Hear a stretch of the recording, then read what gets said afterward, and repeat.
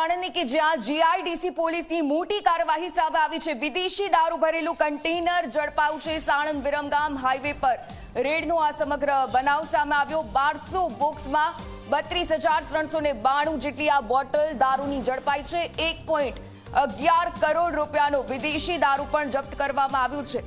તો container driver ની ધરપકડ કરવામાં આવી છે। દારૂ મોકલનાર અને કન્ટેનર માલિકની શોધખોળ પણ હાથ ધરવામાં આવી છે। તો ગુજરાતના 3 દારૂ ખરીદનારના નામ પણ સામે આવ્યા છે।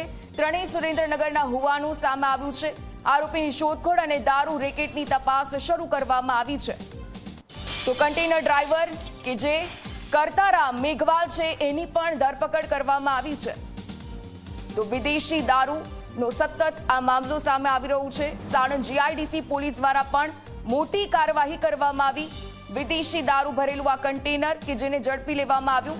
1200 બોક્સમાં 32,392 જેટલી બોટલ દારૂની પકડાઈ છે। 1.11 કરોડ રૂપિયાનો વિદેશી દારૂ જપ્ત કરવામાં આવ્યો।